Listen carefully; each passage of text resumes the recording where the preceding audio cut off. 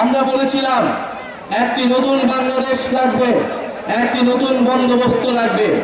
পুরনো সিস্টেমে, পুরনো আইনে আমরা আর এই বাংলাদেশকে পরিচালিত হতে দেব না। কিন্তু অভ্যুত্থানের পরে নানান শক্তি আবারও চেষ্টা করছে পুরনো সিস্টেমে এই দেশকে এগিয়ে নিয়ে যাবার।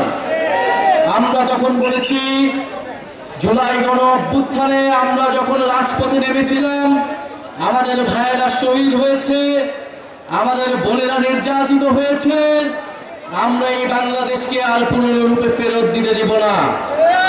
বিচার সংস্কার এবং নতুন সংবিধানের মাধ্যমে আমরা একটি নতুন বাংলাদেশের যাত্রা শুরু করতে চাই।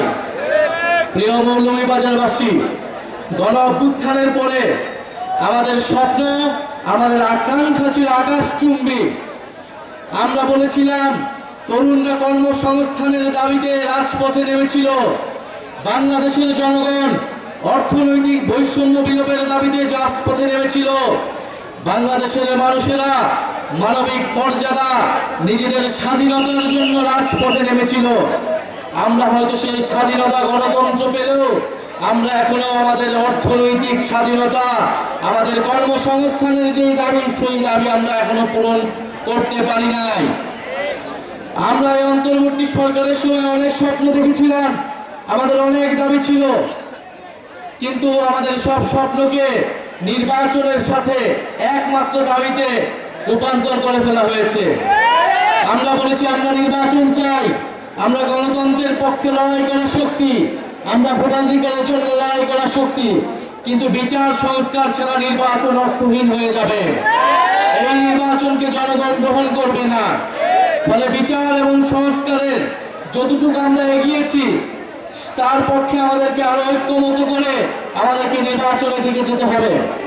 আমরা বলেছি আমাদের একটি নতুন সংবিধান প্রয়োজন, যেই সংবিধানে বাংলাদেশের মানুষের মানবাধিকারের কথা লেখা থাকবে, বাংলাদেশের যে ঐতিহাসিক লড়াই, 1947 সালের আজাদীর লড়াই, 1971-এর স্বাধীনতা সংগ্রাম এবং 24-এর গণ অভ্যুত্থানের স্বীকৃতি দেওয়া থাকবে, এবং এই সংবিধানে সকল জাতি ধর্ম সকলের সমান অধিকার নিশ্চিত করা হবে।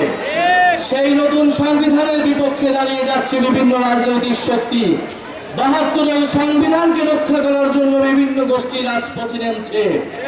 72-এর সংবিধান ছিল বাংলাদেশের মুক্তিযুদ্ধকে, বাংলাদেশের স্বাধীনতা সংগ্রামের আকাঙ্ক্ষাকে নষ্ট করে দিয়ে মুজিববাদী সংবিধান প্রতিষ্ঠা করার চক্রান্ত।